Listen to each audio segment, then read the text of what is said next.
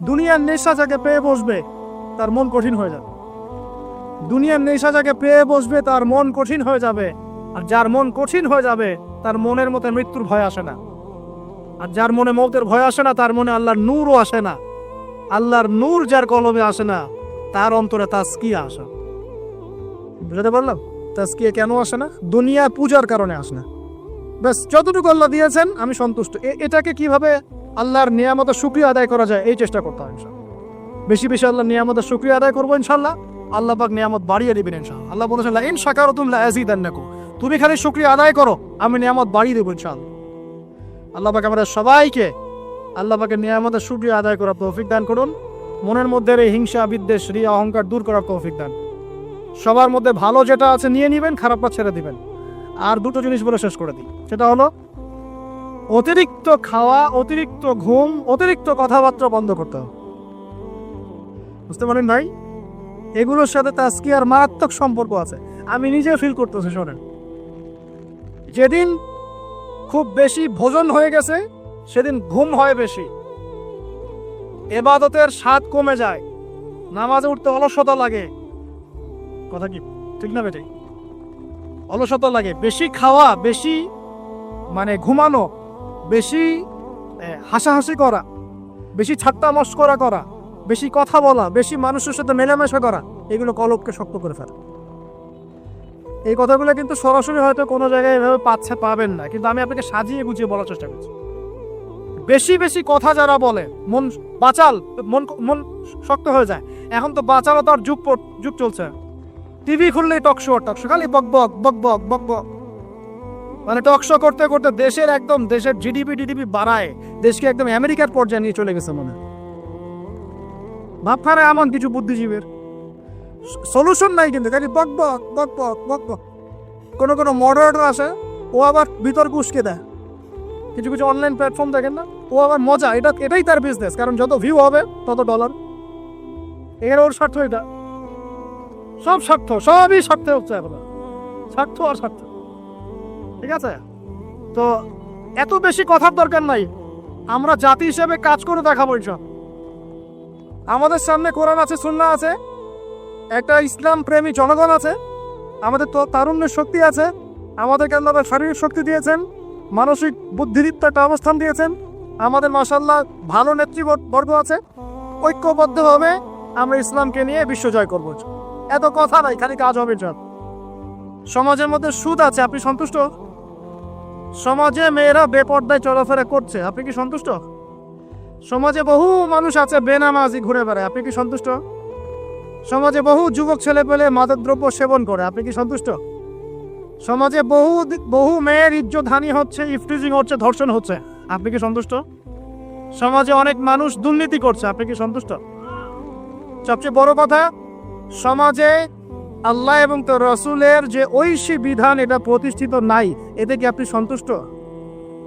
এখন আপনি কি চান যে এই সমাজটা আলোকিত হোক, কোরআন এবং সুন্নাহর আলো সমাজে ছড়িয়ে পড়ুক? এটা কি আপনি চান? এটা আমাদের প্রথম প্রশ্ন, আমরা চাই কি না? আমরা কি চাই? আচ্ছা, তাহলে আল্লাহ রাব্বুল আলামিন কোরআন এবং সুন্নাহর মধ্যে কিছু দিক নির্দেশনা দিয়েছেন। আমি এই পুরো জিনিসটা থেকে 10টা মৌলিক পয়েন্ট আপনার সাথে শেয়ার করতে চাই। আমরা যদি সামাজিক পরিবর্তন চাই, সর্বপ্রথম প্রয়োজন হচ্ছে তাজকিয়া বা আত্মশুদ্ধি। এই তাজকিয়া মানে কি ভাই? আমার সাথে কথা বলবেন। আত্মশুদ্ধি মানে নিজের পরিশুদ্ধি। দেখুন, রাসূলুল্লাহ সাল্লাল্লাহু আলাইহি ওয়াসাল্লাম যখন সমাজে দাওয়াতি কাজ শুরু করলেন, আল্লাহর নবী কি এমন মানুষ ছিলেন যে খালি কথা বলতেন, নিজে আমল করতেন না? এমন মানুষ ছিলেন না? নিজে যেটা বলতেন সেটা আগে করে দেখাতেন। কোনটা বলেন তো? নিজে যেটা বলতেন সেটা করে দেখাতেন। আমরা নামাজ পড়ি কয় ওয়াক্ত? 5 ওয়াক্ত। নবীজি নামাজ পড়তেন কয় ওয়াক্ত জানেন? 8 ওয়াক্ত। কয় ওয়াক্ত? এটা তো নতুন শুনলেন মনে হয়। 5 ওয়াক্ত নামাজ তো তিনি পড়তেনই, তার পাশাপাশি পড়তেন তাহাজ্জুদ। 5 আর আগে কত হলো? 6। এরপরে পড়তেন ইশরাকের নামাজ, কত হলো? 7। এরপরে পড়তেন চাষতের নামাজ, সালাতুদ দুহা, কত হলো? যে মানুষটার আগের কোনো গোনা নাই, পরেও কোনো গোনা নাই, যে মানুষটা পবিত্র, যার আমল নামায় কোনো গুনাহই নাই, যে মানুষটাকে আল্লাহ বাছাই করেছেন সমাজ পরিবর্তনের জন্য, মানুষকে দিন শেখানোর জন্য, পথ ভোলা মানুষগুলোকে জান্নাতের পথে আনার জন্য, সেই মানুষ নিজে অন্যকে বলছেন 5 ওয়াক্ত নামাজ পড়ো, নিজে পড়ছেন আটক। তার মানে এখান থেকে আপনাকে বোঝাতে চাইলাম, সমাজ পরিবর্তন করতে হলে যারা এই কাজ করতে চাবেন তাদের নিজেকে আগে পরিশুদ্ধ হতে হবে, অন্যের চাইতে বেশি আল্লাহওয়ালা হতে হবে। আল্লাহ পাক তৌফিক দান করুন। তাজকিয়া মানে হলো আত্মশুদ্ধি। আত্মশুদ্ধি সম্পর্কে আল্লাহ পাক বলেন বিসমিল্লাহির রহমানির রহিম, আল্লাহ বলেন কদ আফলাহা মান যাক্কাহা, যে ব্যক্তি আত্মশুদ্ধি অর্জন করেছে সে সফল হয়ে গেছে। বলেন সুবহানাল্লাহ। যে ব্যক্তি আত্মশুদ্ধি অর্জন করতে পেরেছে সে সফল হয়ে গেছে। ওয়াকাদ খাবা মান দাসাহা, আর যে ব্যক্তি আত্মশুদ্ধি অর্জন করতে পারে নাই সে ব্যক্তি ধ্বংস হয়ে গেল। বলি নাউজুবিল্লাহ। আত্মশুদ্ধি মানে আত্মার পরিশুদ্ধি। এখানে একটু বোঝেন আমার সাথে, আমরা নামাজ পড়ি, ফিজিক্যাল ভূমিকা এখানে আছে কিনা? নামাজে ফিজিক্যাল ভূমিকা আছে কিনা? এই যে নামাজে বাহ্যিক শারীরিক কিছু কার্যকলাপ আছে কিনা? কিন্তু এই নামাজটাই যদি আমি মনের মধ্যে রিয়া নিয়ে পড়ি, নামাজ কবুল হবে কিনা? কথা বলেন। আচ্ছা, তার মানে নামাজ পড়ার সাথে সাথে অন্তরের পরিশুদ্ধিও দরকার আছে। আপনি এখন যাকাত দিচ্ছেন, নামাজ পড়ছেন, সওম রাখছেন, সব কি শারীরিক ইবাদত না? শারীরিক আর্থিক ইবাদত না? হজ করছেন, ওমরা করছেন, সব শারীরিক ফিজিক্যাল ইবাদত। কিন্তু মনের মধ্যে আছে অহংকার, মনে আছে রিয়া, মনে আছে কুফরি, মনে আছে নেফাক, এখন ইবাদত কবুল হবে কিনা? তার মানে বাহ্যিক ইবাদতের সাথে অভ্যন্তরীণ পরিশুদ্ধি না থাকলে আমাদের ইবাদত কবুল হচ্ছে না। একজন ব্যক্তি ইসলামের সব মানে ভেতরে মুনাফিকি, এই নফসের এই দোষের কারণে তার কি এই ঈমান কোনো কাজে দিবে কিনা? মনে করেন আব্দুল্লাহ বিন উবাইয়ের মতো একজন মানুষ, যে মুখে মুখে স্বীকার করেছে যে হ্যাঁ আল্লাহ ছাড়া কোনো ইলাহ নাই, মুহাম্মদ সাল্লাল্লাহু আলাইহি ওয়াসাল্লাম আল্লাহ রাসূল, মুখে স্বীকার করেছে, কিন্তু মনে মনে ইসলামকে স্বীকার করে নাই, ভিতরে ভিতরে ইসলামের সাথে শত্রুতা করে, গাদ্দারি করে। মনের এই দোষের কারণে তার বাহ্যিক এই যে স্বীকৃতি, এটা কাজে আসবে কি আসবে না? আসবে না। মনে করেন আপনি খুব আমল করছেন মাশাআল্লাহ, কিন্তু আকীদার মধ্যে খুব গলদ আকীদা আছে, আকীদার মধ্যে গলদ আকীদা আছে। যেমন একটা গলদ আকীদা হচ্ছে, আপনি মনে করেন যে ইসলামের কিছু অংশ মানলেই হয়, কিছু অংশ না মানলেও চলে। ইসলামের বিধান ওই যুগে চলতে এই যুগে চলে না। ইসলামের কিছু বিধান আছে যেগুলো এখন পালন করা যায় না, আগে যেত। আকীদায় গলদ। কেউ যদি মনে করে যে তাকদীর বা ভাগ্য বলতে কিচ্ছু নাই, আমি যা করব তাই পাব। কেউ যদি মনে করে যে আল্লাহ রাব্বুল আলামিনের জাত এবং সিফতগুলো এগুলা মানার দরকার নাই, শুধু আল্লাহকে রব হিসেবে মানলেই হয়, মানে এরকম অনেক গলদ আকীদা আছে। কিন্তু এটা নিয়ে আলাদা লেকচার দেওয়া যায়। তো এখন ইবাদতের আমল সে করছে ঠিকই, কিন্তু আকীদার মধ্যে গলদ বিশ্বাস আছে, এখন তার ইবাদত কবুল হবে না। কথা বলেন, হবে না। একজন ব্যক্তি মনে করেন সুন্নতের উপর আমল করছে, কিন্তু মুহাম্মদ সাল্লাল্লাহু আলাইহি ওয়াসাল্লামের শানে এবং তার অবমাননায় তার অন্তর কলিজা কাঁপে না। কথা বুঝতে পারছেন কি? সুন্নাহর উপর আমল করছে ঠিকই, কিন্তু মুহাম্মদ সাল্লাল্লাহু আলাইহি ওয়াসাল্লামের মহব্বত, ভালোবাসা তার ভিতরে নাই, ইবাদত কবুল কতটুকু হবে চিন্তা করে।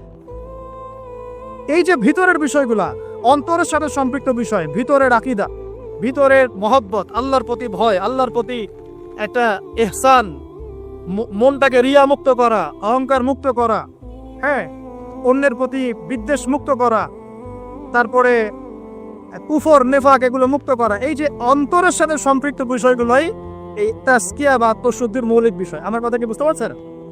এখন কিভাবে এটাকে পরিশুদ্ধ করব? বিশ্বাস করেন, ভিতরটা যদি পবিত্র থাকে, বাহিরের ইবাদত অল্প হলেও জান্নাতে যাবেন ইনশাআল্লাহ। ভিতরের বিষয় যদি পবিত্র থাকে, বাহিরের আমল যদি কমও হয়, ইনশাআল্লাহ আপনি জান্নাতে যান। বিশ্বাস করছেন না? এক ব্যক্তির কথা শোনাই তাহলে বুঝবেন। এক ব্যক্তি বনু ইসরাইলের, সে এত বেশি পাপ করেছিল যে তার সন্তানদেরকে বলেছে আমার মৃত্যুর পরে আমার লাশটাকে পুড়িয়ে ফেলবে, ছাইগুলো অর্ধেক বাতাসে ভাসিয়ে দিবে, অর্ধেক ছাই সমুদ্রে ভাসিয়ে দিবে। ঠিক আছে, এটা তো হাদিস আপনারা জানেন, উলামায়ে কেরাম যারা আছে। এখন সন্তানরা তাই করেছিল। আল্লাহ পাক তাকে আবার জীবিত করে বলেছেন যে কেন এই কাজ করেছিল? সে বলেছে মিন খাশিয়াতিকা ইয়া রাব্বি, আল্লাহ তোমার ভয়ে কাজ করেছে। ওয়া আনতা আ'লামু মিন্নি, আপনি আমার চেয়ে ভালো জানেন যে আমি আপনার ভয়ে করেছি না অন্য কোনো কারণে করেছি। আল্লাহ পাকের ভয়ে সে এমন একটা কাজ করেছে যে কাজটা কিন্তু মনে হচ্ছে কুফরি, কারণ সে মনে করছে আল্লাহ তাকে আবার পুনরুত্থিত করতে পারবে না, তাই সন্তানদেরকে বলছে আমাকে পুড়িয়ে ছাইটাই ভাসিয়ে দিস। আল্লাহ পাক বলছেন কেন করেছো? সে বলছে তোমার ভয়, আল্লাহ তোমার ভয় করেছে। আল্লাহ পাক তাকে বললেন তুমি যদি আমার ভয়ই করে থাকো, আর হ্যাঁ তুমি আমার ভয়ই করেছিলে, আজকে আমি তোমাকে মাফ করে দিলাম, যা। সেই ব্যক্তি বলেছিল আমার চেয়ে বড় পাপ কেউ করে দেয়, আল্লাহ যদি আমাকে ধরতে পারে তাহলে খবর আছে। তার মানে তার ধারণা আল্লাহ তাকে ধরতে পারবে না, এটা কিন্তু কুফরি আকীদা। তারপরে আল্লাহ পাক তাকে কিন্তু মাফ করলেন। কেন? সে বলছে আল্লাহ আমি শুধু আপনার ভয়েই কাজটা করেছি, আর আপনি খুব ভালোই জানেন আমি আপনার ভয় করেছি কিনা। এই যে ভিতরের পরিশুদ্ধতার কারণে আল্লাহ বাইরের গুনাহটা মাফ করে দিলেন। আমার কথা আপনারা বুঝতে পারছেন না? মানে ভিতর যদি পরিষ্কার হয়, পরিচ্ছন্ন হয় এবং আকীদা ঠিক থাকে, তাজকিয়া ঠিক থাকে, আমল অল্প হলেও ইনশাআল্লাহ জান্নাতে যাবো ইনশাআল্লাহ। খুশি হন না? তো একবার বলেন সুবহানাল্লাহ। এবার আসেন কিভাবে এটা অর্জন করতে পারি। এক নাম্বার, তাজকিয়া বা আত্মশুদ্ধি অর্জনের প্রথম কাজ হচ্ছে, সর্বপ্রথম কাজ সেটা হলো নিজেকে নিয়ে ফিকির করবেন, অন্যের ফিকির বাদ দিবেন। কি বললেন ভাই? নিজেকে নিয়ে ফিকির করবেন, অন্যের ফিকির আপাতত বাদ দিবেন। তাহলে প্রথম কাজ কি ভাই? আমার সাথে বলেন। এবার নিজের নফসে একটু খবর নেই ভাই, আমার সাথে বলেন দেখি কার কার বয়স এখানে 20 বছর ক্রস করেছে? হাত তোলেন, হাত নামান। এবার কার কার বয়স 30 বছর ক্রস করেছে? কার কার বয়স 40-50 ক্রস করেছে? আচ্ছা এবার হাত নামান। এবার আজকে বাসায় গিয়ে ঠান্ডা মাথায় আমার এই কথাটা শুনবেন। জানতেন ভাই ঢাকা থেকে 6 ঘন্টা জার্নি করে আসছিল, আইসা আমার এই কথাটা বইলা গেছে। কি বলছে? এই যে 30 বছর, 20 বছর, 40-50 বছর আপনার জীবন থেকে চলে গেছে, একটু চোখ বন্ধ করে আজকে বাসায় গিয়ে আপনি চিন্তা করবেন নিজের নফসের খবর কিভাবে নেবেন সেটা বলছে। চিন্তা করবেন যে এই 40 বছরে, 30 বছরে আপনি 30 দিন জামাতের সাথে নামাজ পড়েছেন কিনা। মন খারাপ করলেন? আত্মশুদ্ধি এবং আত্মসমালোচনা এভাবেই করতে হয়। চিন্তা করবেন 30টা রোজা যে আমার জীবনে চলে গেল, আমি সব বছর প্রত্যেকটা রোজা রেখেছিলাম কি না। চিন্তা করবেন এই 30 বছরে আপনি, বেশি না ভাই, 30টা সূরা পড়েছেন কিনা, 30 দিন কোরআন নিয়ে বসেছেন কিনা, 30টা আয়াত আপনি মুখস্থ করেছেন কিনা। 30টা আয়াত, মাত্র 30টা আয়াত, যেমন আলহামদুলিল্লাহি রাব্বিল আলামিন, আর রহমানির রহিম, মালিকি ইয়াউমিদ্দিন, এভাবে 30টা আয়াত আপনি মুখস্থ করেছেন কিনা, মাত্র 30টা। চিন্তা করবেন ঠান্ডা মাথায় 30টা হাদিস নবীজির পড়েছিলেন কিনা সারাদিন, 30 দিন দান সৎকার করেছেন কিনা, মানুষকে সৎ কাজে আদেশ করেছেন কিনা, একটু আল্লাহর রাস্তায় সময় দিয়েছিলেন কিনা, মানুষকে অসৎ কাজে বাধা দিয়েছিলেন কিনা, দিন প্রচারের জন্য কিছু একটা করেছিলেন কিনা, একটা বই লিখেছিলেন কিনা, একটা লেকচার দিয়েছিলেন কিনা, মিম্বরে দাঁড়িয়ে একটা খুতবা দিয়েছিলেন কিনা, একটা হালাকায় বসে মানুষকে কিছু ভালো নসিহত করেছিলেন কিনা, মিসকিনকে খাইয়েছিলেন কিনা, এতিমখানায় 30টা টাকা দান করেছিলেন কিনা, মসজিদ মাদ্রাসায় দিনের খেদমতের জন্য কিছু করেছিলেন কিনা। এই ফিকিরটা ভাই করা যাবে কি বাসায় গিয়ে? আমি জানি হয়তোবা, আল্লাহ না করুক, কিন্তু হয়তোবা বেশিরভাগ মানুষের উত্তর আসবে কি হ্যাঁ না না। এখন আমাকে বলেন সমাজ পরিবর্তন হবে কিভাবে? বলেন এই মানুষগুলোকে দিয়ে, এই অবস্থার এই মানুষগুলোকে দিয়ে? আপনার তাই মনে হয়? দেখেন ভাই, একটা কথা আমি আপনাকে বলে যাই, যে আমরা জীবন পেয়েছি একটা, কয়টা ভাই? এরপর কোনো চান্স আসবে না। কথা সত্য না? আমি ভুল? এবং আমরা থাকতে চাই জান্নাতে। কোথায়? আমরা কোথায় যেতে চাই ভাই? এবার একটু আমার সাথে বলেন দেখি, সত্যি কি আপনার মনে হয়, সত্যি কি আমার আপনার মনে হয় যেভাবে জীবন যাপন করছি আমরা, এতে আমরা জান্নাতে যাব? অনেস্টলি কি আপনি বুকে হাত দিয়ে বলেন তো, আপনার কি সত্যি মনে হয় এই জীবন যাপনের মধ্য দিয়ে আমরা সত্যি জান্নাতে যেতে পারবো? ছেলেপেলে কিশোর গ্যাংয়ে যোগ দিচ্ছে, ছেলেপেলে টিকটক প্রজন্ম হয়ে গেছে, ছেলেপেলে মেয়েদের পিছনে আড্ডাবাজি করে টাঙ্কি মেরে বেড়ায়, ছেলেপেলে মেয়েদের সাথে ওপেন জেনা করছে, মেয়েরাও জেনা করছে। কিছু কিছু বদ মেয়ের স্বভাব এমন, সে চাচ্ছে যেন তার সাথে জেনা করা হোক। চুল খুলে নগ্ন হয়ে রাস্তাঘাটে ঘুরে বেড়াচ্ছে। বাড়ির মেয়েরা পর্দা করছে না, মা পর্দা করছে না, বোন পর্দা করছে না, স্ত্রী পর্দা করছে না, দীপ্তি বাসায় সুদের টাকা ঢুকছে, হারামের টাকা ঢুকছে, দুর্নীতির টাকা ঢুকছে, ঘুষের টাকা ঢুকছে, সত্যি মনে হয় যে এইভাবে আমল করে আমরা জান্নাতে যেতে পারবো? অথচ আল্লাহ সৃষ্টি করেছেন আমাদেরকে তার ইবাদত করার জন্য। এই দুনিয়ার জীবনে সংক্ষিপ্ত হায়াত দিয়েছেন, মৌতের পর হয় জান্নাত, না হলে জাহান্নাম, আর কোনো বিকল্প অপশন নাই। তাহলে ভাই আত্মশুদ্ধির দরকার নাই?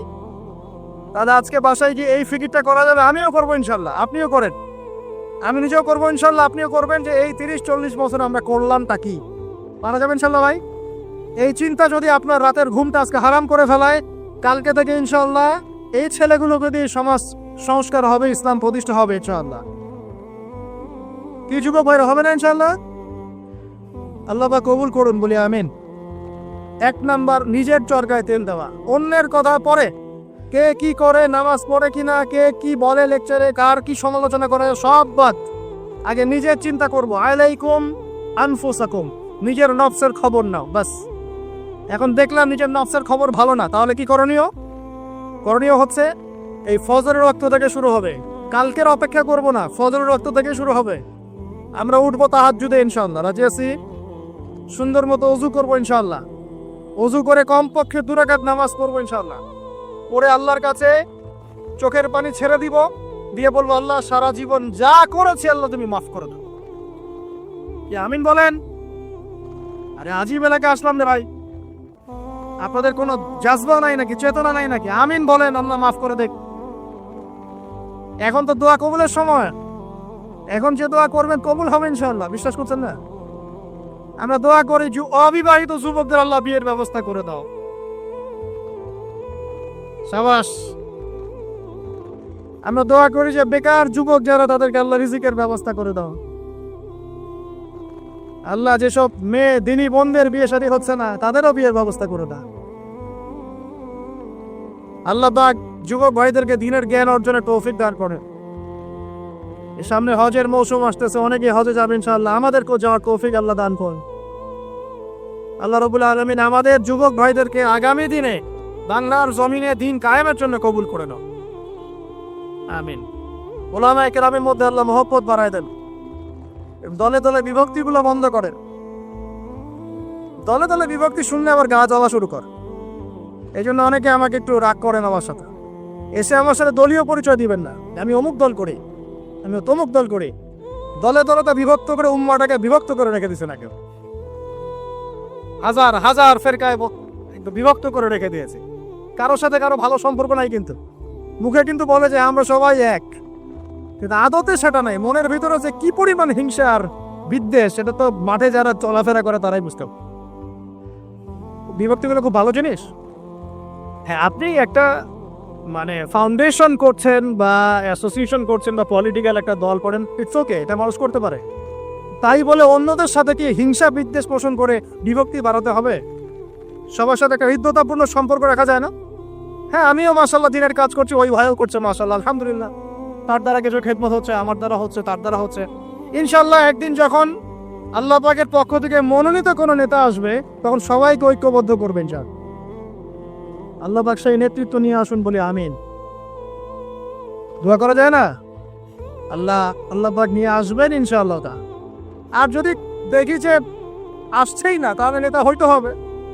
যখন মাঠে নেতা নাই, তখন নেতা হতে হবে। নেতা হওয়ার আপনারা যোগ্যতা অর্জন করেন, পড়াশোনা করেন। কোরআনে কিন্তু নেতৃত্বের 2টা বৈশিষ্ট্য বলা আছে। কয়টা ভাই? তালুতের কথা মনে আছে? তালুত আর জালুত সূরা কোন সূরা আছে বলেন? কেউ বলতে পারবে? এই যুবক ছেলেরা বলো, কোন সূরা আছে? মাশাআল্লাহ, সূরা বাকারায়। এখন তালুতকে আল্লাহ পাক মনোনীত করলেন। ইউশা বিন নুনকে বলেছে, আল্লাহর পথে আমরা যুদ্ধ করতে চাই, আমাদের জন্য নেতা দাও একটা। তখন ইউশা বিন নুন বলছে, আমি যদি নেতার জন্য দোয়া করি, তোমরা তো আবার পৃষ্ঠ প্রদর্শন করে পালায় যাবা, তোমাদেরকে চিনি ভালো করে, আমরা তোমাদেরকে খুব ভালো করে চিনি। তখন বলুসরা বলছে, না আমরা এটা করবো না। কেন করবো? ওয়াকাদ উখরিজনা মিন দিয়ারিনা, আছে না সূরা বাকারায়? আমাদেরকে আমাদের ঘর বাড়ি থেকে বের করে দেওয়া হয়েছে, আমরা কেন পিছিয়ে পড়বো? তখন আল্লাহর কাছে তিনি দোয়া করলেন, আল্লাহ পাক তালুতকে নেতৃত্ব দিলেন। কাকে? তালুত। আর এই যে তালুতকে নেতৃত্ব দিয়েছেন, এই নেতৃত্ব দেওয়ার পর আল্লাহ পাক বললেন যে তালুতকে আমি 2টা স্পেশাল গুণ দিয়েছি। কয়টা ভাই? তার মানে নেতৃত্বের স্পেশাল গুণাবলী কয়টা? একটা হচ্ছে জিসমান, তালুতকে আমি দিয়েছিলাম শারীরিক শক্তি, ফিজিক্যাল স্ট্রেংথ, শারীরিক শক্তি। আর এখন বহু নেতা সমাজে দেখাতে হাঁটতেই পারে না। নেতা হওয়ার আগে আগে ফিজিক্যালি স্ট্রং হতো, তাই না ভাই? ফিজিক্যালি স্ট্রং না হতে পারলে নেতৃত্ব দিতে পারে? ফিজিক্যাল স্ট্রেংথ হচ্ছে প্রথম শর্ত। সে সুস্থ ছিল এবং শারীরিকভাবে অনেক শক্তিশালী ছিল। কে, কার কথা বলছে? যুগে যুগে সমস্ত নেতৃত্ব দেখেন, ওমর ইবনুল খাত্তাব শারীরিকভাবে দুর্বল ছিল, ফিজিক্যাল স্ট্রেংথ ছিল কোনটা? স্ট্যামিনার কেমন ছিল? আলী রাদিয়াল্লাহু আনহু শারীরিকভাবে কি দুর্বল ছিল? উসমান, আবু বকর রাদিয়াল্লাহু আনহুমা তারা কি দুর্বল ছিল? নবী সাল্লাল্লাহু আলাইহি ওয়াসাল্লাম নিজে দুর্বল ছিলেন? 40 জন পুরুষের শক্তি তার গায়ে ছিল। কতজন ভাই? ওরে আল্লাহু আকবার। 40 জন পুরুষের শক্তি তার গায়ে ছিল। তারপরে তিনি কোনোদিন কারো গায়ে থাপ্পড় দেন না, কারণ নিজের উপর আঘাত আসলে তিনি মাফ করে দিতেন। শুধু একটা যুদ্ধে তিনি তীর নিক্ষেপ করেছিলেন, ওই তীর এক কাফেরের গলার পাশ দিয়ে চলে গেছে, ওতেই তার মৃত্যু হয়ে গেছে, ওতেই। নবী সাল্লাল্লাহু আলাইহি ওয়াসাল্লামের মনেও যদি কষ্ট দিত, আল্লাহ পাক তাকেও পাকড়াও করতেন, আযাব দিতেন। নবীজি না বললেও আল্লাহ পাক তাকে পাকড়াও করতেন। যাই হোক, তাহলে তালুতকে প্রথম যে গুণাবলী দেওয়া হয়েছে নেতৃত্ব, সেটা কি?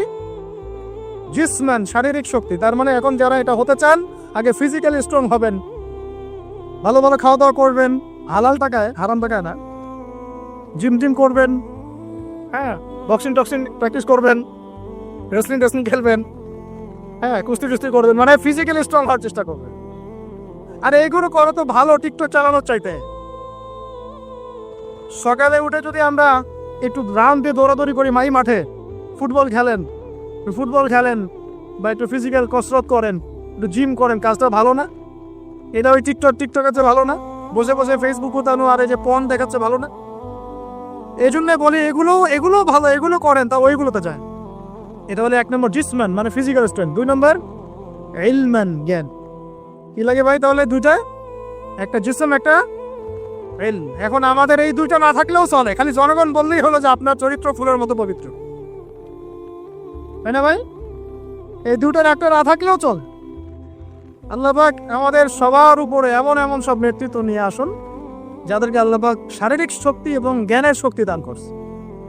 বলি আমিন। দোয়া করতে সমস্যা আছে? যাকেই নিয়ে আসুক, সে যদি ফিজিক্যালি শক্তিশালী হয়, তার মধ্যে জ্ঞান থাকে, সে ইসলাম প্রতিষ্ঠা করে, আমার কোনো সমস্যা আছে? কোনো সমস্যা না। আমরা দোয়া করবো আল্লাহ পাক তাকে দীর্ঘ নেক হায়াত দারাজ করুন, আমিন। আর যদি দেখি যে কোনো নেতাই নেই, তখন নেতা হতে হবে। কি হতে হবে? আল্লাহ পাক তৌফিক এনায়েত করুন। আমাদের যুবক ভাইদেরকে আল্লাহ কবুল করুন, আমিন। তাজকিয়া অর্জন হচ্ছে সমাজ পরিবর্তনের মূল জিনিস। আর এই তাজকিয়া অর্জনের জন্য প্রথম কাজ হলো নিজের চরকায় আলাইকুম আনফুসাকুম, নিজেকে নিয়ে ভাবুন, বাস নিজেকে নিয়ে ভাবুন, নিজের কবরকে নিয়ে ভাবুন, আপনার আমল নামা নিয়ে ভাবুন, এই বিগত জিন্দগিতে কি করেছে এটা ভাবেন, সামনের জীবনে কি করতে পারি এটা ভাবেন। এখন মনে করেন আপনি চিন্তা করলেন যে না, আমার জীবনে ভালো কাজ খুব কম আছে। আপনার নয় বলে গিয়েছিল, আমি মিলিয়েছি খাতা কলম নিয়ে, দেখলাম ভালো কাজ খুব বেশি নাই। এখন কি করতে হবে আপনাকে? প্রথম কাজ আমার সাথে বলেন আস্তাগফিরুল্লাহ।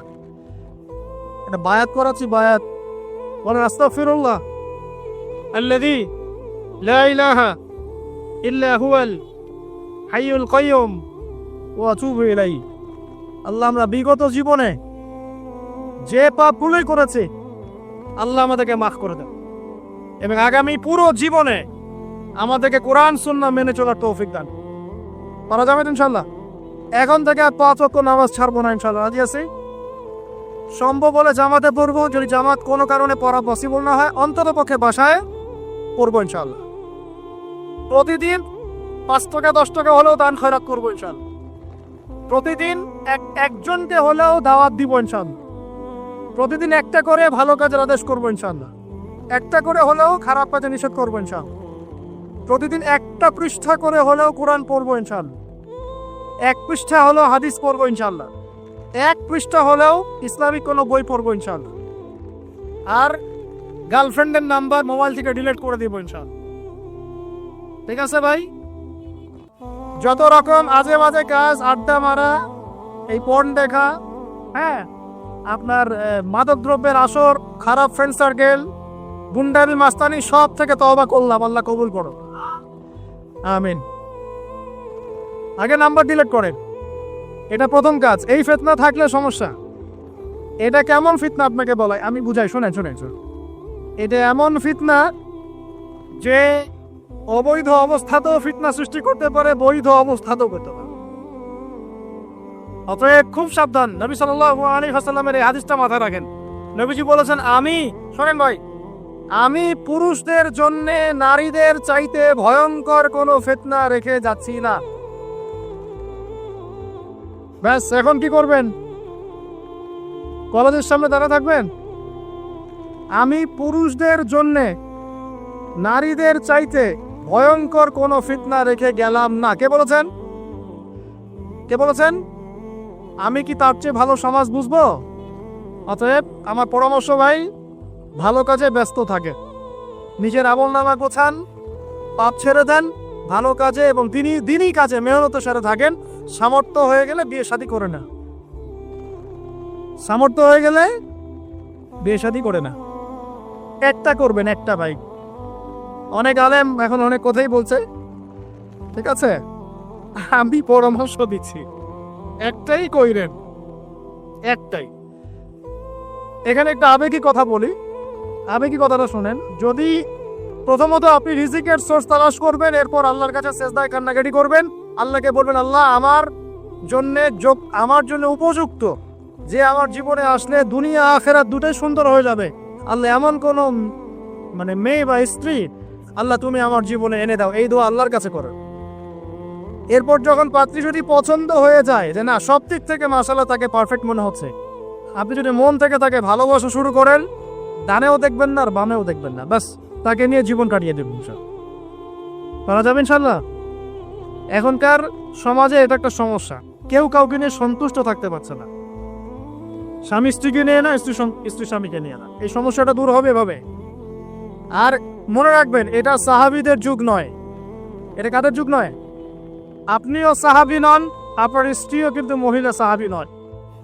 আপনিও সাহাবী নন, আপনিও তাবেঈ নন, আপনিও আইম্মায়ে কেরামের যুগের মানুষ নন, আর আপনার স্ত্রীও তাদের মতো নন। অতএব আমার আপনার মধ্যে যেমন হাজারটা ত্রুটি থাকতে পারে, তার মধ্যেও থাকবে। অতএব এটাকে একটু সবরের সাথে মার্জনা করে করে চলতে হবে। আল্লাহ পাক তৌফিক দান করুন। চেষ্টা করব। প্রতিষ্ঠা মানে কি? আপনার যা আছে তাই দিয়ে দিনকে সাহায্য করেন।